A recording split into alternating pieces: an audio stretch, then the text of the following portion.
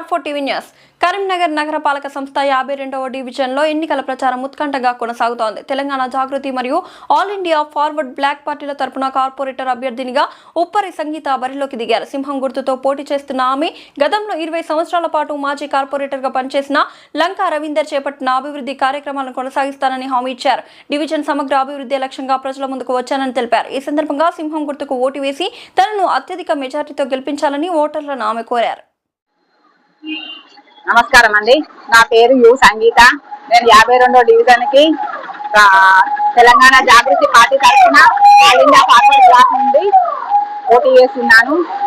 మా అన్నయ్య గారైన లంకా రవీందర్ గారు ఇంతకు ముందు మాజీ కార్పొరేటరు, తను చనిపోయిండ్రు. తన తరఫున నేను 52వ డివిజన్ కి నిలబడి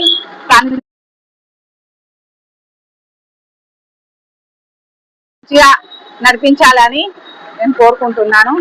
దయచేసి మీరందరూ మా అన్నను గెలిపించినట్టు నన్ను కూడా గెలిపించగలరని ప్రజలందరినీ 52వ డివిజన్ ప్రజలందరినీ నేను కోరుకుంటున్నాను. మా అన్నగారైన లంకా రవీందరు టీఆర్ఎస్ తరఫున తను 25-30 సంవత్సరాలు టీడీపీలో మరియు టీఆర్ఎస్ లో తను పాల్గొని ప్రజలకు సేవ చేసిండు. తన ప్రజల్లో మంచి పేరు సంపాదించుకున్నాడు. తన పేరు ఖరాబ్ కాకుండా తన పేరును అలా నిలిపి నేను తన పేరు మీద సేవ చేయాలనుకుంటున్నాను.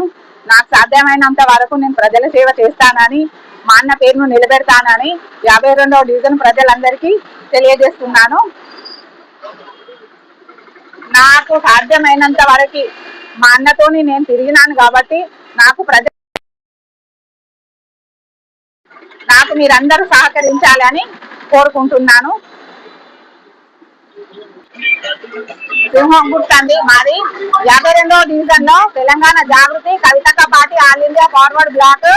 నేను సింహం గుర్తుకి పోటీ చేస్తున్నాను. లంకా రవీందర్ పేరు మీద తన అభిమానంతో సింహం గుర్తుపై ఓటు వేసి నన్ను గెలిపించగలరని నా ప్రార్థన.